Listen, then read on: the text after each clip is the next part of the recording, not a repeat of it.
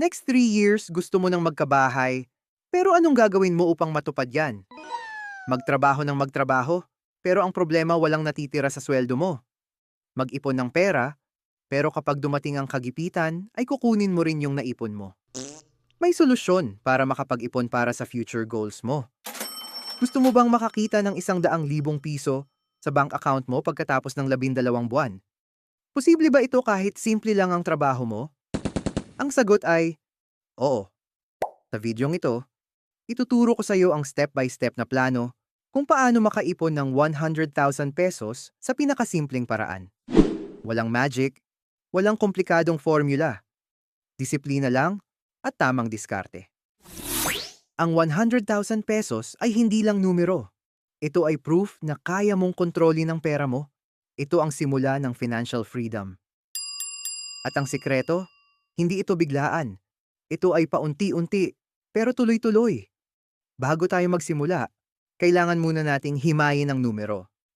Para makaipon ng 100,000 sa loob ng isang taon, kailangan mong itabi ang mga sumusunod. Kada buwan, 8,333 pesos. Kada linggo, 2,083 pesos. Kada araw, 274 pesos. Mabigat ba pakinggan? Huwag kang mag-alala. Hindi natin ito kukunin sa isang source lang. Hahatiin natin ito sa 3 simpleng steps. Ang bawas gasto, ang dagdag kita, at ang ipon challenge. Ah, Ang pinakaunang step ay ang pag-audit sa iyong gastos. Tingnan mo ang iyong lifestyle. May mga subscriptions ka ba na hindi mo naman ginagamit?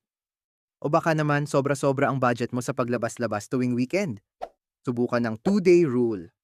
Bago ka bumili ng isang bagay na hindi mo naman kailangan, maghintay ka muna ng 2 araw. Kung pagkalipas ng 2 araw, ay gusto mo pa rin ito, doon mo lang bilhin. Kadalasan, bugso lang ito ng damdamin. Ang matitipid mo rito ay diretso agad sa iyong 100,000 goal. wow! Kung sapat lang ang sahod mo para sa pamilya, kailangan nating humanap ng extra source of income. Sa panahon ngayon, napakaraming paraan para kumita online o kahit sa loob ng bahay. Pwede kang magbenta ng mga gamit na hindi mo na ginagamit. Pwede kang mag-freelance o gumamit ng iyong skills sa pag-edit o pagsulat. O kaya naman, subukan ang pagbenta ng digital products.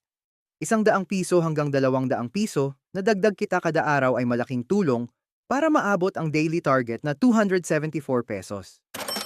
Ang sikreto ng mga matagumpay na nag-iipon ay ang pag-automate. Huwag mong hintayin ang matitira sa sahod mo bago ka mag-ipon. Ang tamang formula ay sahod minus ipon equals gastos. Kung may digital bank ka, gamitin ang features nila na nagseset ng goals. Mas nakakagana mag-ipon kapag nakikita mong paakyat ang graph ng iyong pera. Isipin mo na lang, bawat pisong tinitipid mo ngayon ay investment para sa iyong future self.